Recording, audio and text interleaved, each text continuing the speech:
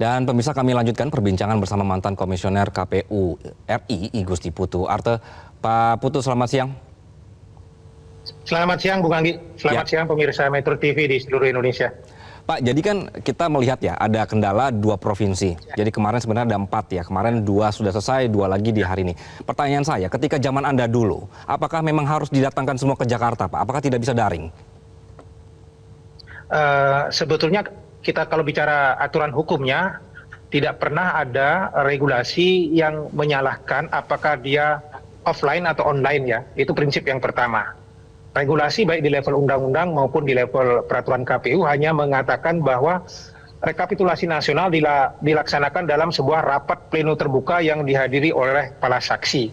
Artinya dengan logika semacam itu, kendati pun misalnya salah satu atau salah 2 provinsi kemudian dilakukan secara daring, sepanjang seluruh saksi juga hadir dan Bawaslu hadir, baik daring maupun offline begitu, maka sesungguhnya pleno itu sudah bisa legitimate untuk diakui sebagai forum resmi begitu. Itu poin yang pertama. Nah, poin yang kedua, saya ingin memberikan catatan dari laporan Metro TV tadi tentang posisi Provinsi Papua dan Papua Pegunungan. Ya. Dengan asumsi-asumsi yang disebutkan tadi, maka ada 2 kemungkinan sebenarnya laporan tadi itu. Pertama, bahwa keduanya memang sudah hadir di Jakarta, tepatnya di kantor KPU Provinsi. Kalau ini yang terjadi, saat sekarang ini berarti sedang ada proses sinkronisasi data yang saya kira akan membutuhkan waktu sekitar 2 jaman. Saya tidak yakin akan dimulai jam 2 sore siang ini, saya tidak yakin. Kemudian pertanyaan yang kedua juga, apakah Bawaslu provinsinya juga sudah hadir di Jakarta? Persoalannya itu.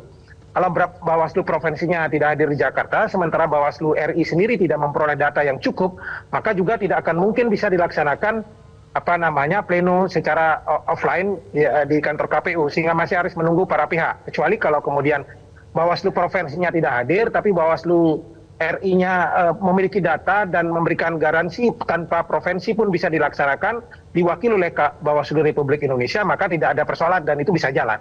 Yang jadi soal adalah kalau kemungkinan yang kedua, apa itu kemungkinan yang kedua? Hanya 1 provinsi saja yang masuk Jakarta, sementara provinsi yang lain, Papua Pegunungan yang ada problematika di Tolikara tadi, sebetulnya belum masuk Jakarta. Kalau itu yang terjadi, maka punya potensi bahwa offline-nya akan dengan pegunungan saja, maka kemungkinan daring akan dengan provinsi Papua Pegunungan. Itu kira-kira skenario yang akan terjadi pada malam hari ini. Maka pertanyaannya kemudian adalah, kalau ini sudah dilaksanakan plenonya, maka apakah akan dipakai 2 panel?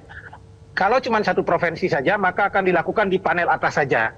Tapi kalau 2 provinsi dan tidak ada bermasalah, maka tetap juga akan dilakukan di panel atas saja. Karena cuma 2 provinsi, tidak perlu dipecah jadi 2 panel.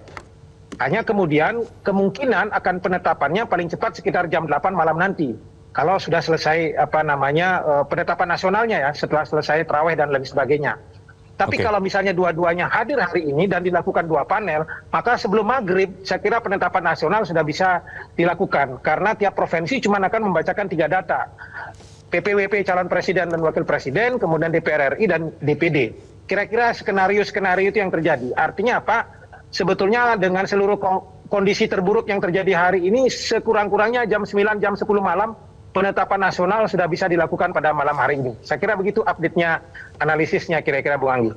Jelajahi cara baru mendapatkan informasi. Download Metro TV Extend sekarang.